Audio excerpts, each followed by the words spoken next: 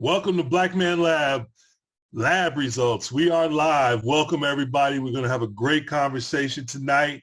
I am here tonight with my brother and partner in crime, Joe Barker. Joe. Good evening. Good evening. How's everybody doing? Appreciate you guys rolling with us this evening. Sorry for jumping on here a little bit late, but glad to see we're all in the same on the same page now. I'm ready to get started with this wonderful conversation with our young brother. Absolutely. And before I introduce our first guest tonight, just give a little background about the Black Man Lab. Black Man Lab was started roughly over 4 years ago, almost 5 years ago now, by four fathers that just got together to bring their sons together to give them a different voice rather than their own. We know as fathers, sometimes those of us with sons, sometimes our sons tune us out.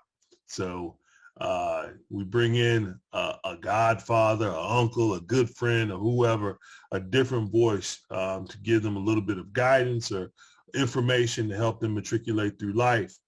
That started, again, with just four fathers and their sons. And back before the pandemic, we grew to over 250 Black men in the room together talking about different topics every week, enriching one another and truly growing our community. So we are doing this to keep our virtual presence as well. We've gone back in person at the Andrew and Walter Young YMCA, but we still want to make sure that we're touching those that are outside of the Atlanta area. So we have lab results every week now, and we get a deep conversation with at least one of our panelists from the previous week and a guest. So that's where we are tonight.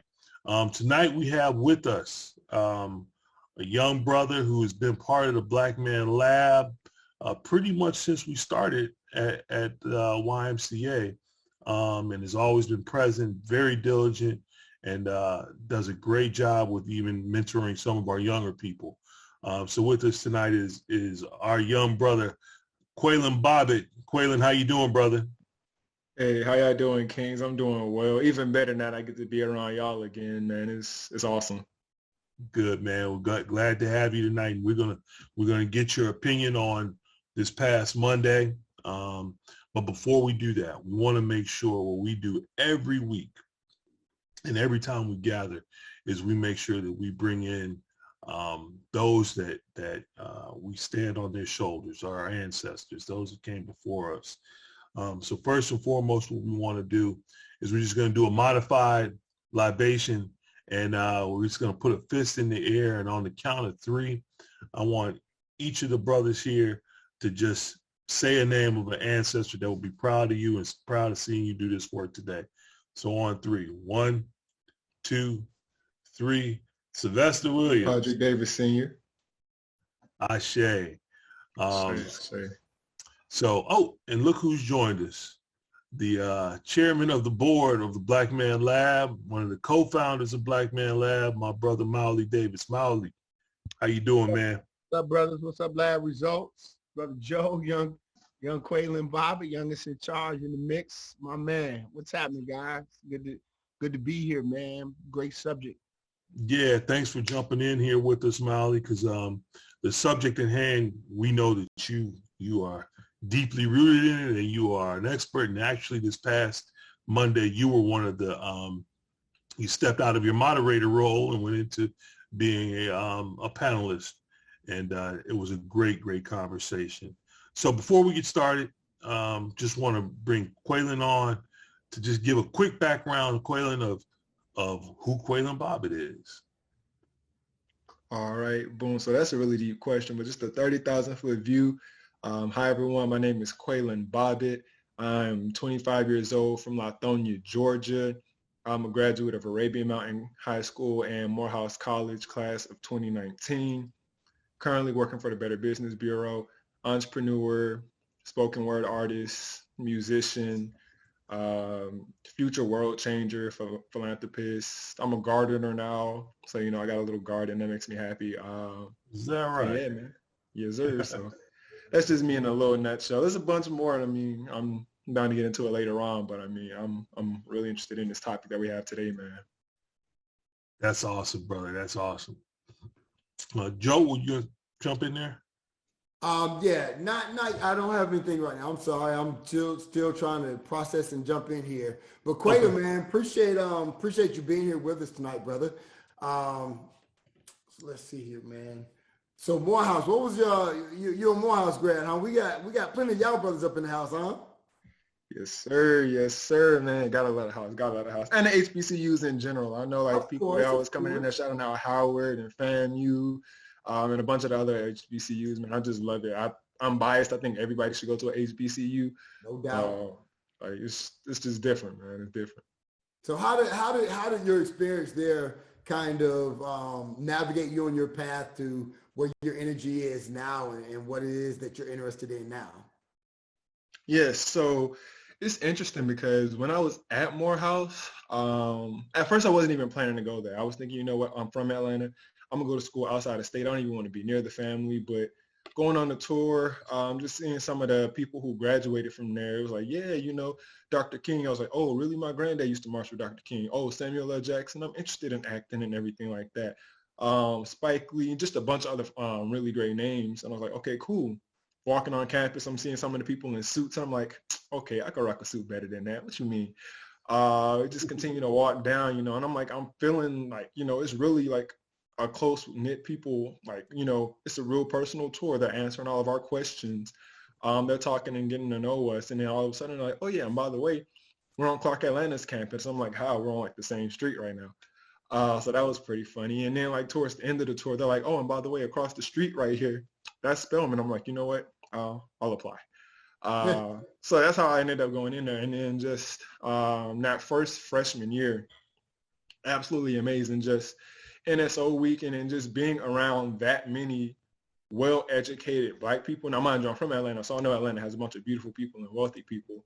But just being around that many young African-American, intelligent, beautiful people, just in one area, knowing that, hey, you know what? I'm not the smartest person in this room. It's not even going to happen. Don't even think you are. And then just knowing, okay, look, if you want something, it's on you now. What do you want? You legit get to be who you want to be. So just going through that process and really just trying to figure out who it is I want to be. I knew I always had like a civic engagement kind of like Right. vibe, but really getting to like step into it, like going into moot court and then seeing everything that's going on in the law firms and like everything that goes on in the court system. Getting more comfortable speaking because, I used to be shy. Always did spoken word. I kind of got out my box a little bit around like the 10th grade. That's not you now. To an extent. I mean, I feel like I know I could talk now. I'm a little bit more comfortable talking. I'm even nervous now. Y'all don't see me like shaking and whatnot. I was over here doing like some push-ups to get out some nervous energy earlier, but just becoming more comfortable speaking and like performing my spoken word pieces on campus. I started off like, like I said, I used to write a little love notes, put them in girls' lockers, not even signing it, waiting for them to come into class. Got to college, I got a little bit more comfortable. I'm like, okay, cool, let me talk in front of this group of people. But I would take off my glasses before I perform so I can't really see anybody. And then I would just like hear the feedback afterwards. I got a little bit more comfortable. All right, cool, let me at least look people in the eye for real and actually see them. And so I just started growing in my craft on that end.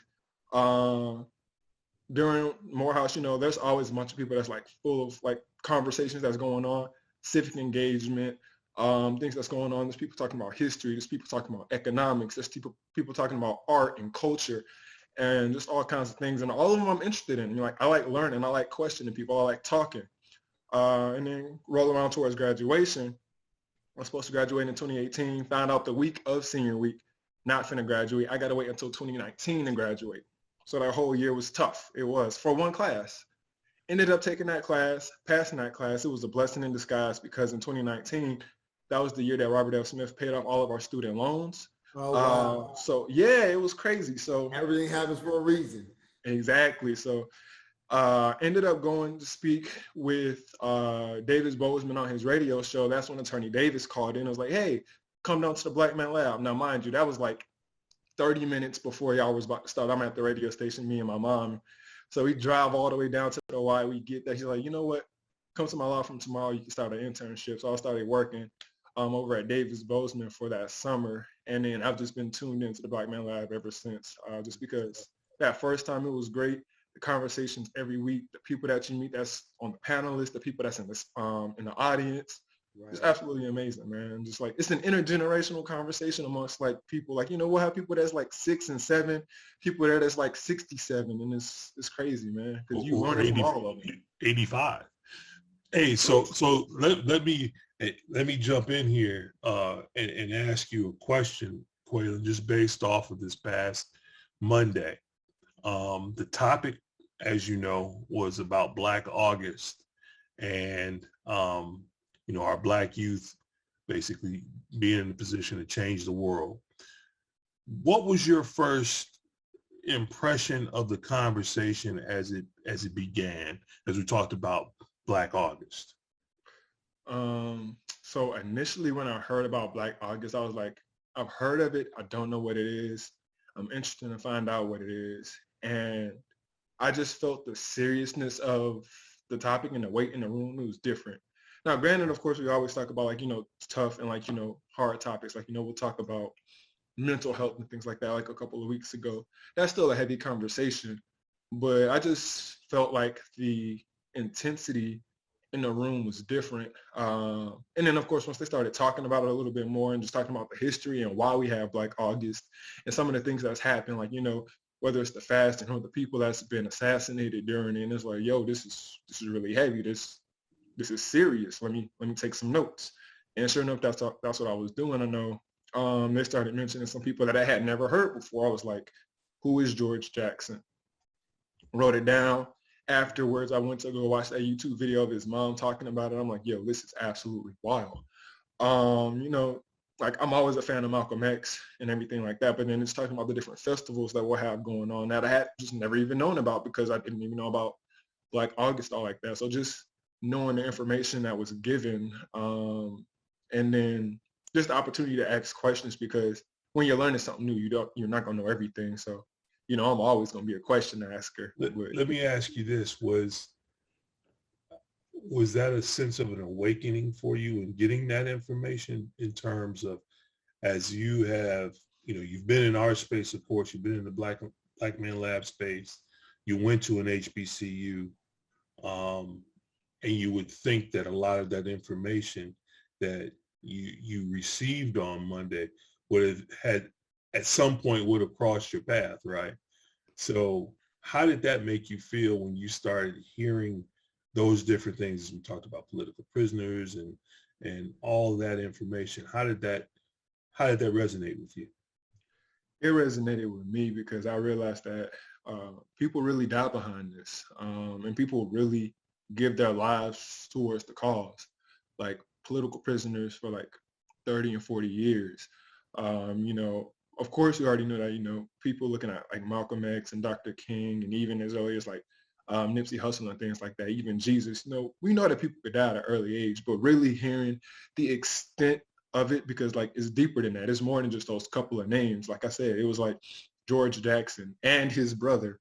They was talking about like reading about people like Assad Shakur and like how to happen to like break the sisters out of jail and liberating them, and having to live exiled in Cuba.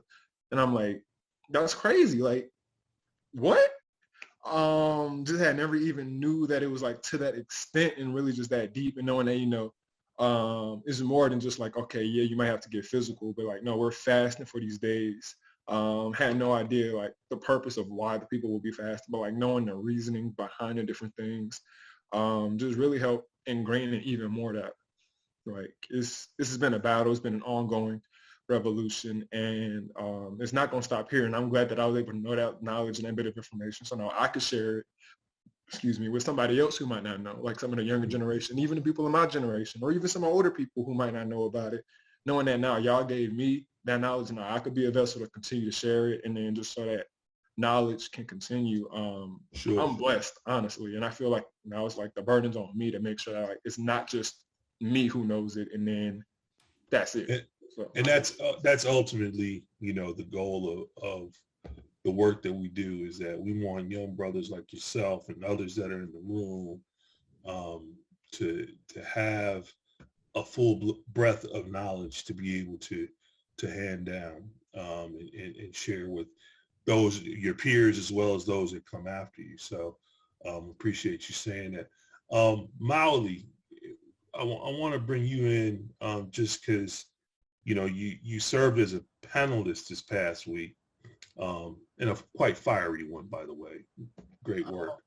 And I But start by just saying I am by no means a Black August expert, and I share that we come into the movement from different perspectives.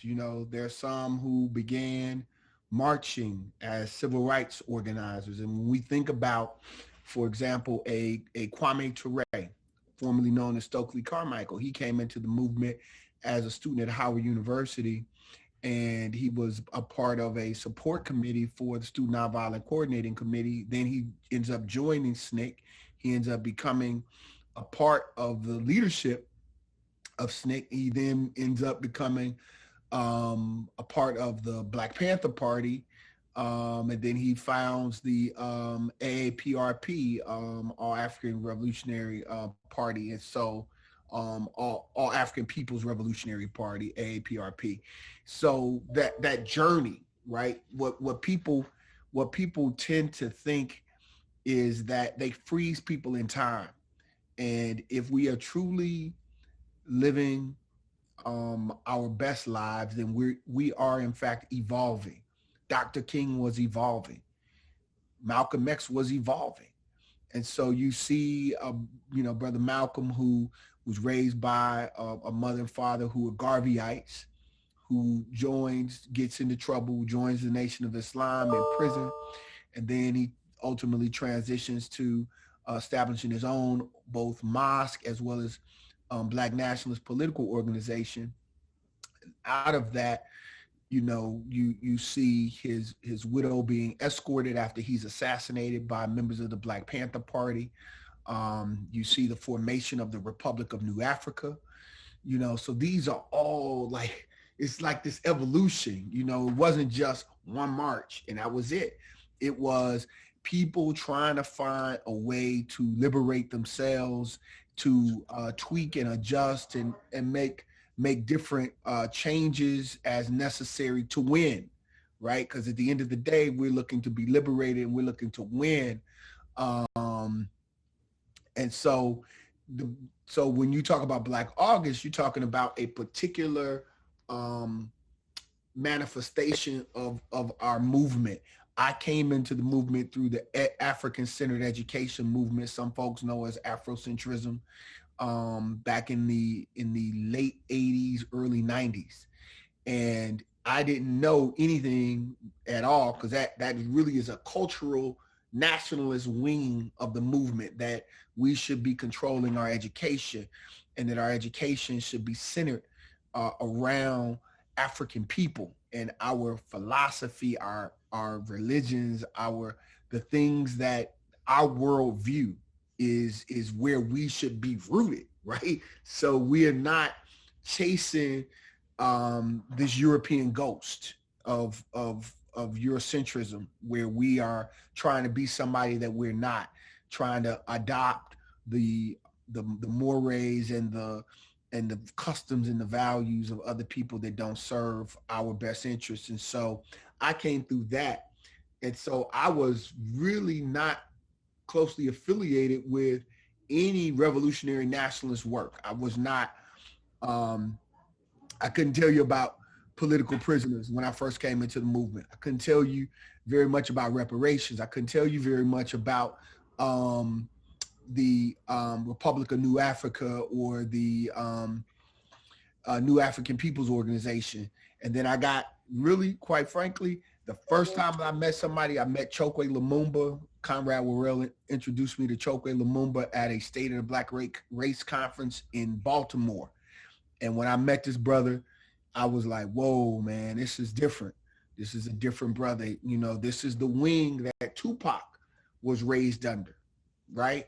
So Tupac comes out, his mother, Afeni Shakur, comes out of that branch of our movement for liberation. And so I say all of that to say that I don't consider myself a Black August expert, but just someone who I recognize the need for us to redouble our efforts to strengthen our resolve around liberation work. And that, doing push-ups, doing sit-ups, meditating, fasting, and reviewing the work of George Jackson, Jonathan Jackson, political prisoners, I think it just gives us what we continue to need to press forward, and we don't, put it on the shelf somewhere like this is ancient history. There are families who are still actively living the life because their family members are political prisoners. So I offer that. I'm glad, man. If we only reached one young person, and that young person was Qualon, I know that we've done a good work, because I know the power of the awakened consciousness of a young Black man, because that's what happened to me at 22, 23 years old. Yeah. And real quick, Mawuli, can you give just a very tertiary view of what Black August is about for those that may listen in and that aren't 100% sure what it means? And I encourage, Black August is a commemoration. And some people have mistakenly used the word celebration, but it is a commemoration of resistance. And the month of August is focusing on resistance, work, and struggle. George Jackson and Jonathan Jackson, it was founded in 1979 by comrades after the death of George Jackson, Jonathan Jackson, and other members of various organizations and formations, including the Black Guerrilla Family. And what it is today is that you will see it commemorated both in prisons, in jails, and in community, where we, as a cultural community, lift up the resistance movements, those that made that we had a right to defend ourselves, that we had a right to land, that we had a right to reparations, that we had a right for our full, complete liberation. And so Black August is a commemoration of that resistance. It's a reminder of the lives that have been lost, and the work that yet continues. So I hope I did it some justice. I think you still need to Google it, look it up, check it out. Check out Malcolm X Grassroots Movement, who has been a key carrier of that culture as an organization. NAPO, look at Republic of New Africa, and just you could check out a search on Black August and read every day and get that information and get it in your in your spirit, that there were some among us who were willing to risk it all, who were willing to dare to struggle in order to win. And the truth of the matter is that there always has been. And the interesting part is, which I didn't know, I was familiar with Black August, but I didn't realize since you said 1979, right? 1979 has been the formation of it and the practice of it. But the piece that I think has become really powerful is that people identifying during August the things that have happened.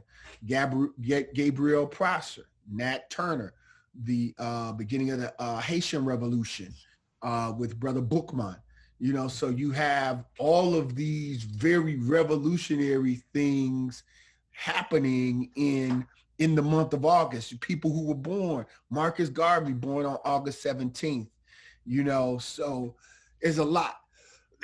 There's a lot there for us to really delve into and to look deeper and wider, because so often we are pigeonholed into the nonviolent movement, as if these other folks did not make ultimate sacrifices, and they did. And in fact, perhaps some of if we could say there have been successes through nonviolence, perhaps those successes have been birthed out of the fact that there have always been those who were prepared to defend and liberate themselves by any and all means necessary.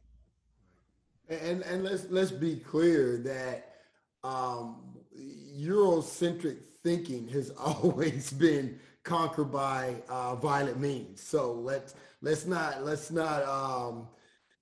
miss that, because the whole promotion of nonviolence through us is just their way of not recognizing the strength and the power that we have, and that we historically have had through our actions and not just our nonviolent manner. So I appreciate you pointing that out, Mawuli. And Joe, you've been to the square, right, in the city of Decatur? Oh, absolutely. We got a cannon there, bruh. A cannon. Right. The cannon that was used to slaughter our Native American brothers and sisters and to force them into exile out off of their land. So the idea that what exists has been as a result of some nonviolent negotiations is absolute foolishness, and that's part of it is to disarm us and for us to limit, to take off the table liberation tools. Yeah. Marty, I did have one of the things, and Qualon, I don't know if this maybe for you being the young brother, and I definitely am open to, Mawuli, because I know Jana has done some powerful things. As an educator, I struggle with, they got this big conversation on critical race theory right now, right? But the reality is we have historically, our books that are in these schools were created by the Daughters of the Confederacy. So we know what they've taught for centuries. Jana, I know, has been the author of very strong Afrocentric teachings, and I know Bobby Jackson and Colombo have done some powerful things. And Mawuli, this is for either you or Qualon. How do we fight to get that into our schools? Because unfortunately, our students, my sons, are learning that from you, and Black Man Lab, or our children are learning it on the peripherals.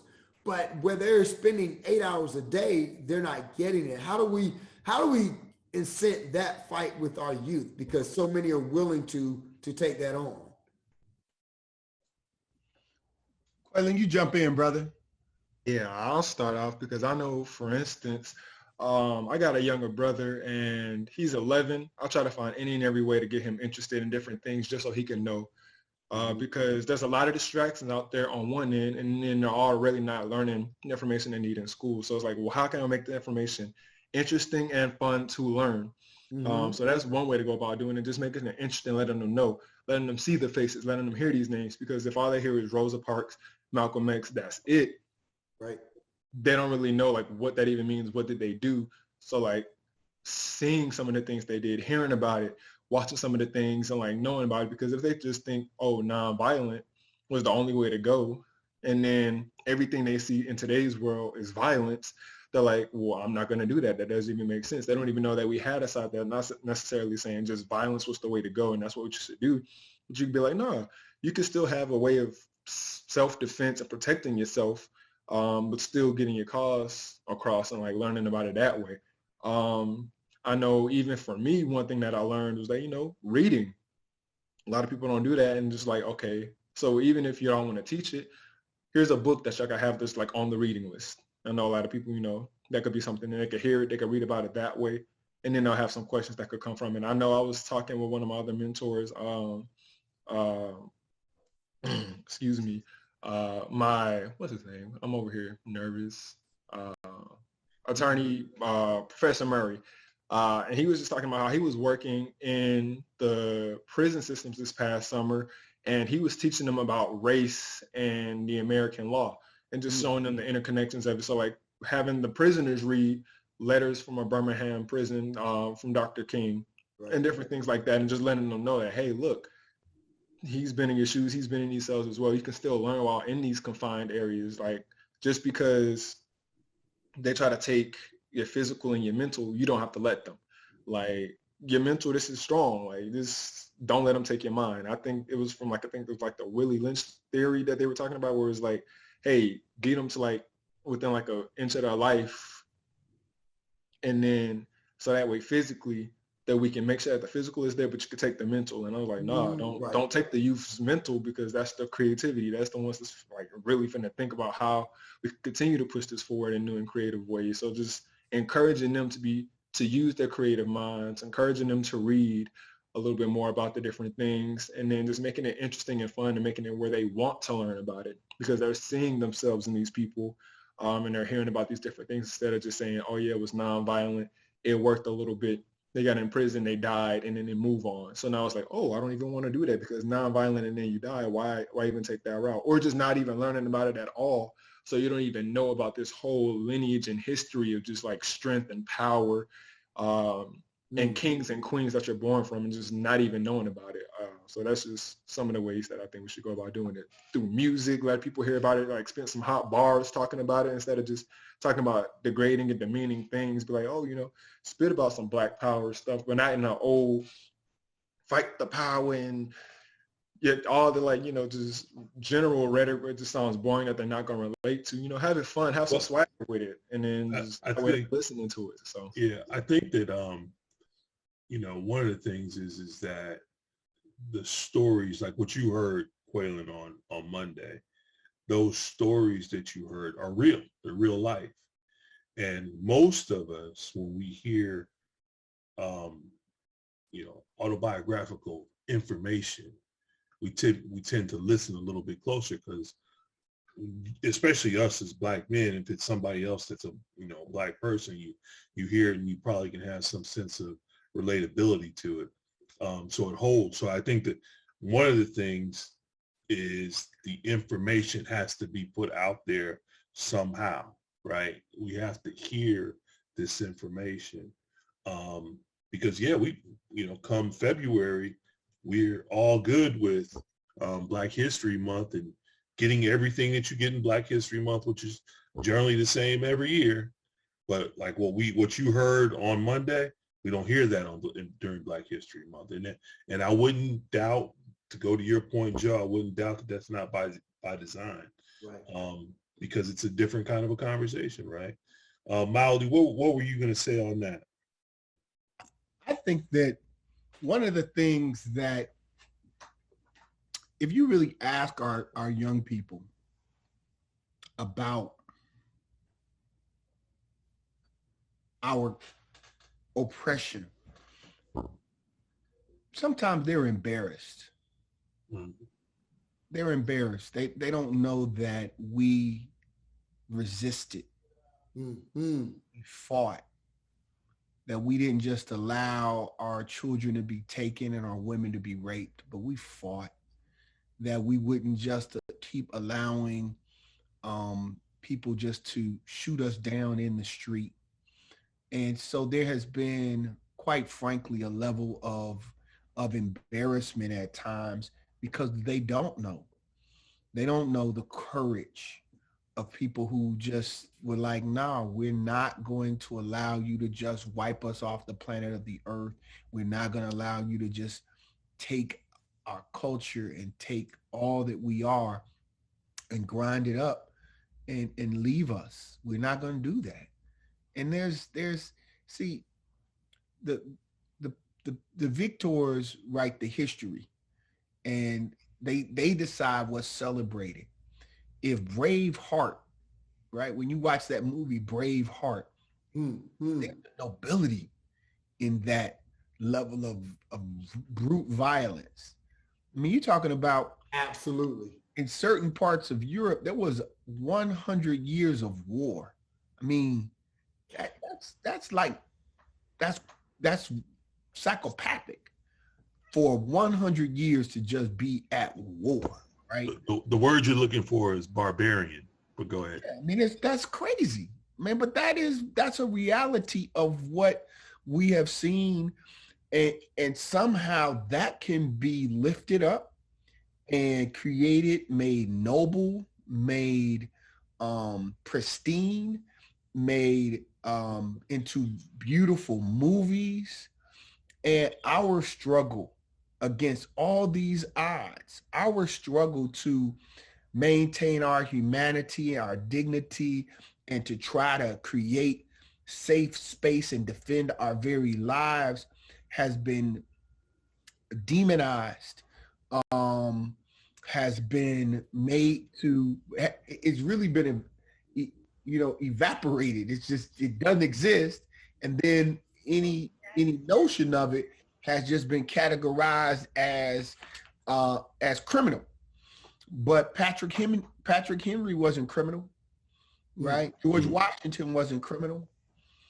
None of them were criminal. Even now, as we fight the takedown of these Confederate monuments, here it is, a group of individuals who succeed from a country, and they raise up memorials for those who were traitors to the country, and who they weren't just doing sit-ins, they took up arms, right? They took people out.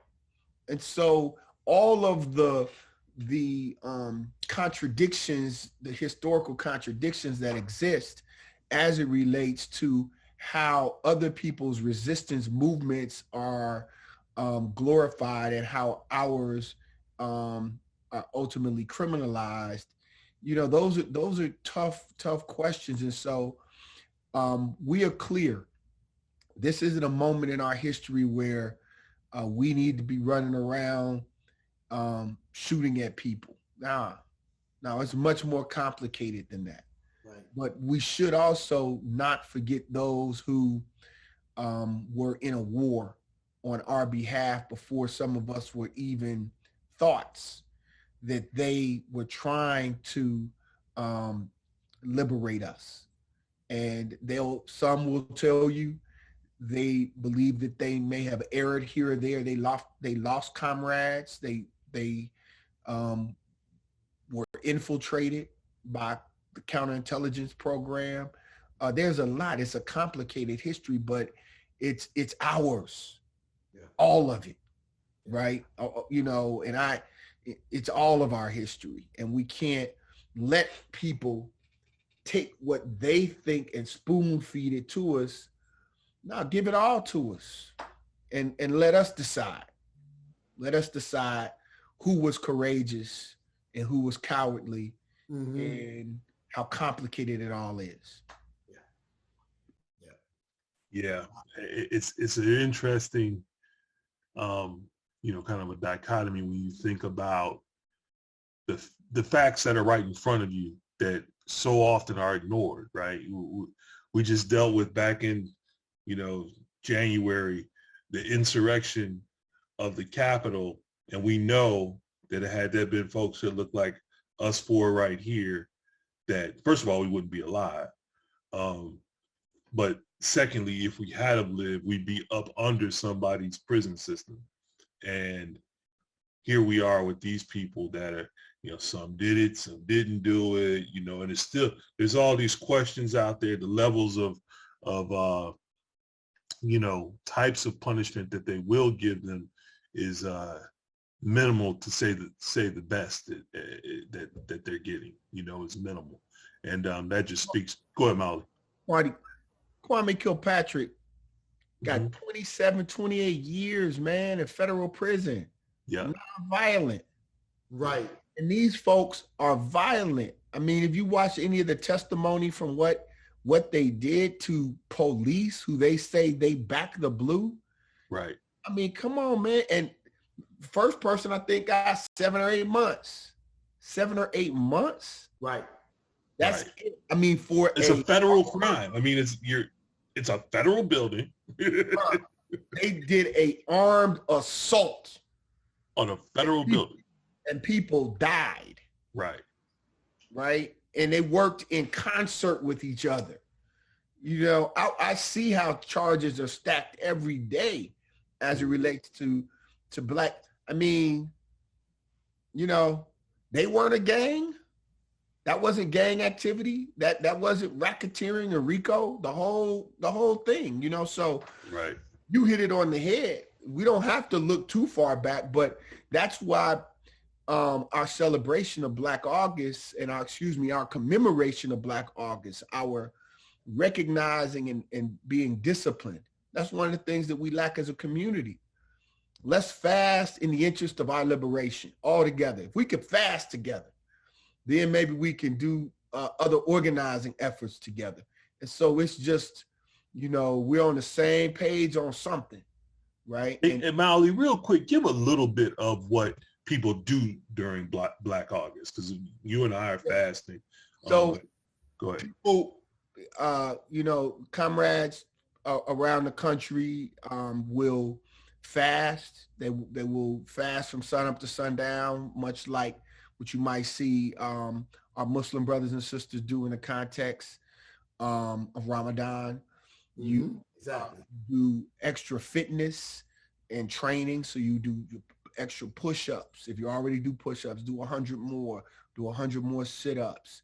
If you run, do another mile and a half, or half a mile, something more, and do it because you recognize your relationship to a liberation movement, and that this is me offering my body, my time, my mental, my physical, to keep this energy moving forward.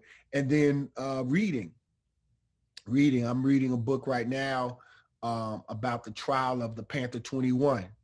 So it's very interesting to see a lawyer's, view of it. So, reading about those times and, what's happening today as well, and we got to, make those connections. So it's study, it's working out, it's fasting, that helps. That's a part of being connected and united around our liberation work.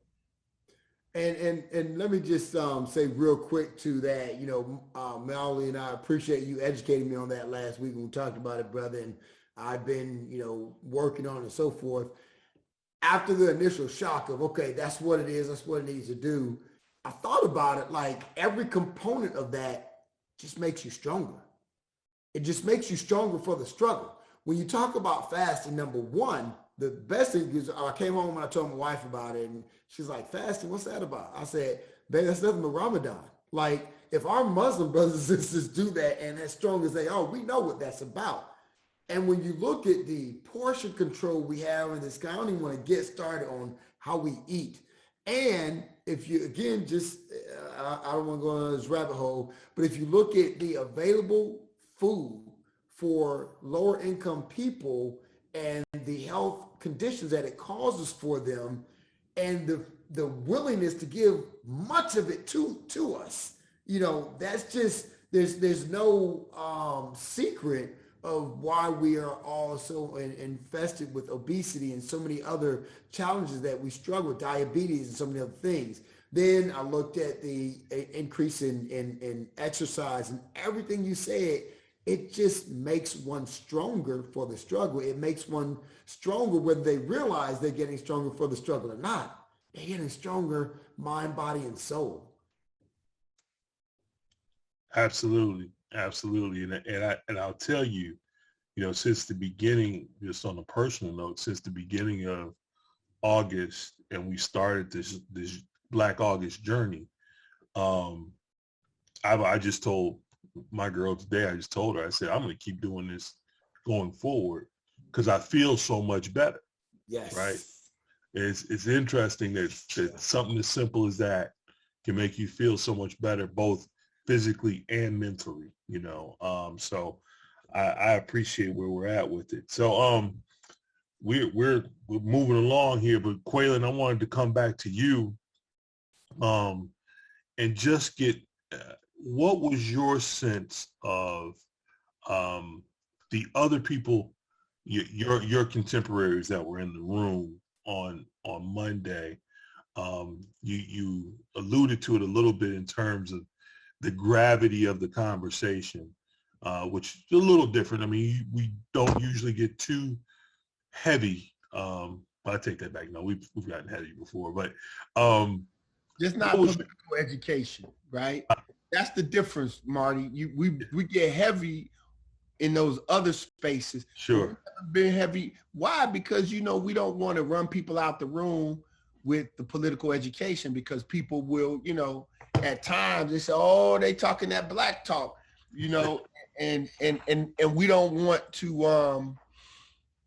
we don't want to run the youngins off, Yeah. But I think, I'd love to hear your thoughts too, Qualon. I think this is a great question, Marty. I just wanted to jump in and clarify for the listeners. Now, we go deep, just not typically in political that direction. Correct. And I, as always, I have a tendency when we are doing the sessions that I'm really reading the room, and I read the room. So I want to see what your perspective of it was as well, Qualon. Yeah, so there were two quotes that really stuck out to me. The first one was that you don't have to be my friend, but you got to be my comrade. And that one was really deep because I had to really take into consideration what is a friend, what is a comrade. And then when they broke it down, I was like, you don't even have to like me. Like, we could disagree on a bunch of different things, but we have this common enemy, which leads into the second quote, was talking about like our common enemy is capitalism and imperialism. And I was like, man, that's that's deep, because we're a capitalist and materialistic society, pretty much world at this point. So saying like all these things that you're seeing that came from capitalism and imperialism, these are the things that we're fighting. And then just seeing like the size and the gravity of what we're going up against. And we're trying to go up against that while eating poorly, not reading, not being physically fit, not even being aligned mentally, physically, spiritually, and then going off and killing each other. It's like, yo, we got to unlearn a bunch of things. And then two, we're going to have to relearn the proper things. And then we're going to have to come together. Like, I just see like what needs to be done. And which is why when I had asked that question, I'm like, look, I see what needs to be done. And a lot of that could be looked at as radical, because it's a lot of radical shifts and stuff that we're going to have to make in the society, because we've been socialized in this capitalistic society to do these things. So just knowing we got to do these shifts, but if you do these, let me jump in real quick, Qualon, because it's interesting. You utilize the word radical, and so often when it comes to us as people of African descent, when we do things that are really the right thing for everybody, right? Because everything that we talked about on Monday, that hurts nobody. It's really about what's best for all of us, right? When you really shake it all out. Those that oppose us use the term radical, right? Mm-hmm. And so then we wind up getting socialized to that ourselves. When we start utilizing, like you just used the term, that's radical. No, it's not really radical. No, it's common sense and it's logical, but exactly. I know just looking at it from like where we are to where we have to get to, we're going to have to make some radical shifts for sure. Now, I know radical is always used in like, it has a negative connotation in it, which is why I feel like the media uses it a lot when they use it instead of like, which is why they'll use things like riot instead of protest when we're protesting, when they're actually the ones that's doing all the rioting and the looting.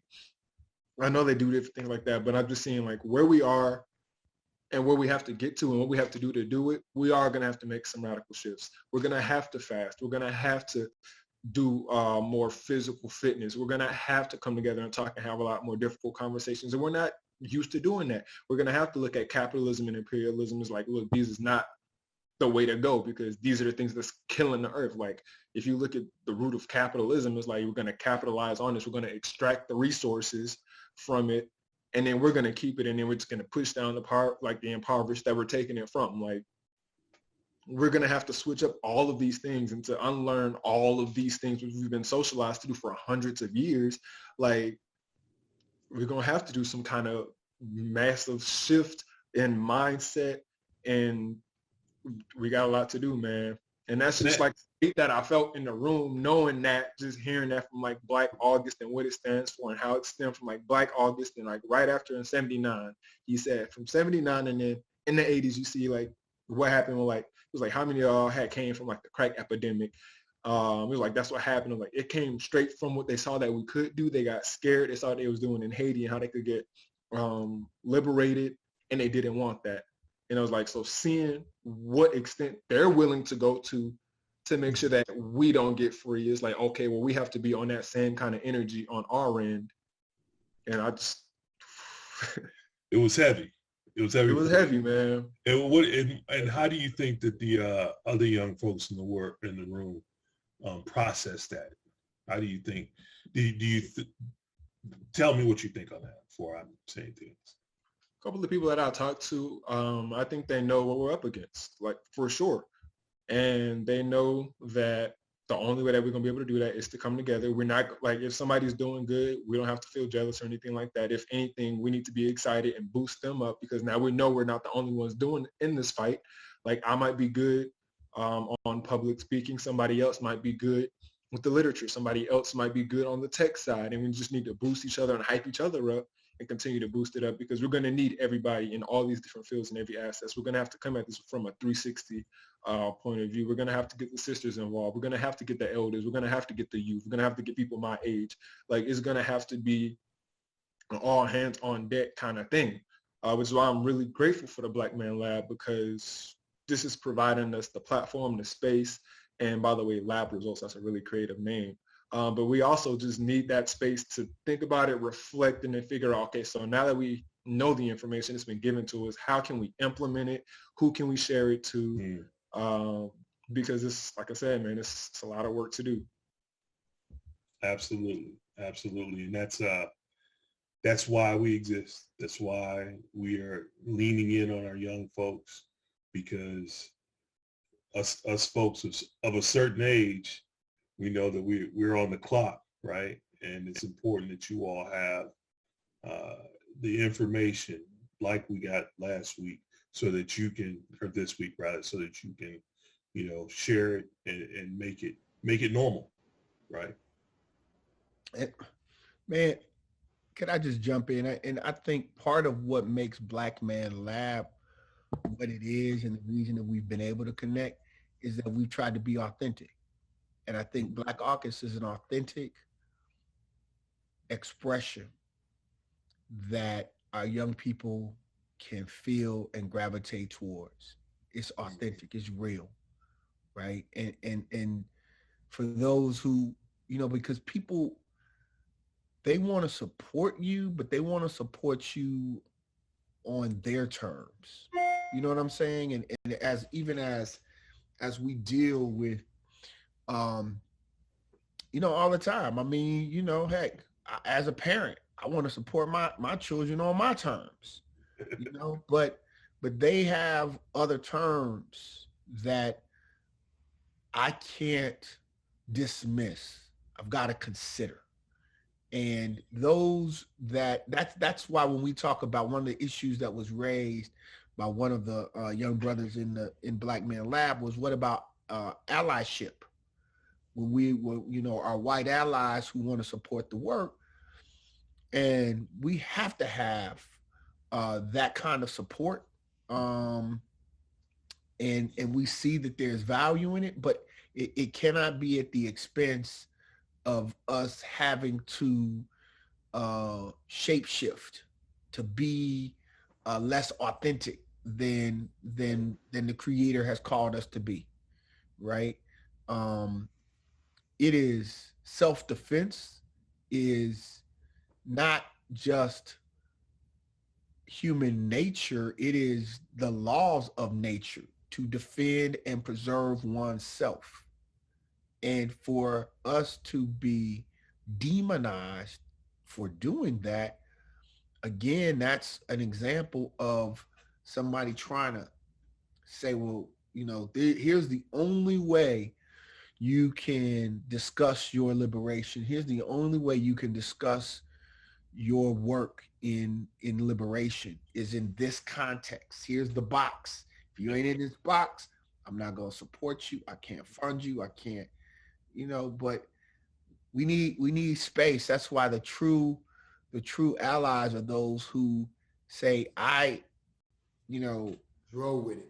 Yeah, I don't know. I don't know what it's going to take, because if I did, you all wouldn't be oppressed. Yeah, we wouldn't be in this situation in the first place. We wouldn't be in this situation. So let those that are most impacted figure out a way forward and support that, and make sure that it's rooted in our historical and cultural realities, and not in some mythical, made up, souped up kind of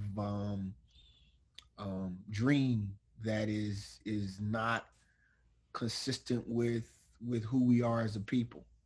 You know, people have frozen our leaders. They froze Dr. King. They froze Malcolm X. Some have even froze Garvey. Just see where they were at the end of their lives, because they were all evolving as we should all continue to be evolving. Absolutely. And, you know, on that note, that's a great way to end this tonight, is that we should all be continuously evolving. Qualon, you and your like, when I say you're like, I mean the young folks, y'all are in a rapid fire state of evolution, right? Because you're young, you're growing, you're maturing, and at the same time, you're just getting bombarded with information every day that you don't know. You know, we've been around for a little while, so we've heard a few things. So you're constantly evolving, and it's so important that this information that we're, you know, privy to, that we've been able to share within the Black Man Lab is shared amongst you guys. So I'm super excited that you were here tonight with us. I'm super excited that you are always in our space and taking notes. I always notice that you're taking notes, which I love that. There it is right there, the Qualon Bobbitt notepad. But I'm going to task you with continuing to look to lead, you know, those other young folks in the room to want to do the same thing, for them to want to lead as well. So we're going to wrap up, man. We're up against 7:30 here. And but before we go, Qualon, what we do every week is we always ask those that we have on to share their habits, rituals, and disciplines that they do on a daily basis. So welcome to the world, brother. We want to know your habits, rituals, and disciplines that keep you moving every day. Absolutely. I have a Good Habits app, and I have them listed out. So I was checking them off. I'll read off to y'all some of the things that I have on here. So the first one I have on here, my affirmations / vision board list. So either I say my affirmations, which are: hi, Qualon, I love you. I'm beautiful. I'm smart. I'm educated. I'm disciplined. I'm dedicated. I'm focused. I'm loving. I am loved. I'm unique. I'm going to do 21 songs this year. I'm going to get 21 podcast episodes done this year. I'm going to get 21 independent business owners working with me this year. I'm working on my relationship with T. I'm working on getting my submarine. I'm doing great things for myself, doing great things for my family. I'm doing great things for my friends, doing great things for my community. I'm doing great things for the world, man. I love you. I'm proud of you. Let's go out here and make somebody's day better. Boom. Those are my affirmations. I make sure I read and listen to an educational audio every day. Make sure I do a workout. Make sure I write and recite. I make sure I talk to either a friend or a family member every day, because I get busy and I know I want to make sure that, you know, I'm still reaching out to them. Talk to my mentor every day. And then just on the entrepreneurial side, I make sure I do one follow-up with either a customer or like a prospect, just to make sure, because I'm still learning that entrepreneurial space. So I'm getting comfortable with doing that. So I'm just starting off with one. I can extend it and grow from there. But those are some of my habits, man. Hey, man. All right. First of all, let me start with your affirmations. Is that memorized? Awesome. Of course, I say them every day, bro. At least once or twice. Okay. And I've been saying that all year. That's a sign. Hey, Mawuli and Joe, that's a sign of a young brother, man, because I'll be real excited to get 3 of my affirmations every day. Yeah, I gotta agree with that, bro. You out here with a straight up self-speech, bro. So congratulations on that, and I love you for it, man. Keep pushing that, man. That's great stuff, man. Overall, man, that you have that every day. And you said that's an affirmations app. Share with me now. Yeah, it's an app called Good Habits. It's like when you look at it, it's white and green. I don't know. I'll put it in the screen. I don't know if I could see that. Okay, good habits though. Yeah, but Good Habits. Yeah, looking and you can All put in all the ones that you want, and then you get to check it off, and you get to see how many days you've been doing it. Like I know, for instance, the one that I'm most happy about is my workout one. I've worked off of 453 straight days. Wow. Nice. Nice. Yeah. And like the workouts though, they'll vary. Like, you know, just some jumping jacks, jog in the neighborhood, you know, 100 push-ups, but making sure every day I'm doing at least something active. So I love that, man. All right. Hey, brothers, we learned something tonight. At least I did, anyway. Always do. Always do. I'm downloading the app now. I messed around and jumped the gun and got the wrong app. I got an app called Productive, but I'm maybe, who knows? Ain't nothing by accident. So Might have been the right one to get, right? me, right? Yeah. All right.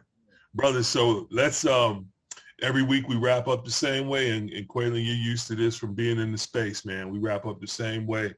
And we link up, right? So if we could all link and just repeat after me. I'm a link in this chain. I'm a link in this chain. And it won't break here. And it won't break here. I'm a link in this chain. I'm a link in this chain.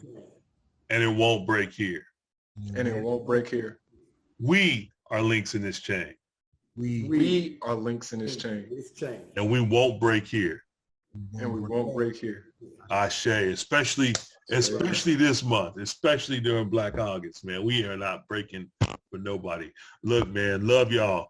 Great work. Appreciate you, Qualon. Appreciate you. Appreciate the opportunity, y'all. I appreciate it. Hey, Qualon, you inspired me, brother. You inspired me. Absolutely. Me as well, brother. Super producer Mark, keep up the great work, man. Appreciate you too, brother, always. All right. Peace. All right. Love y'all, man. All right, Kings.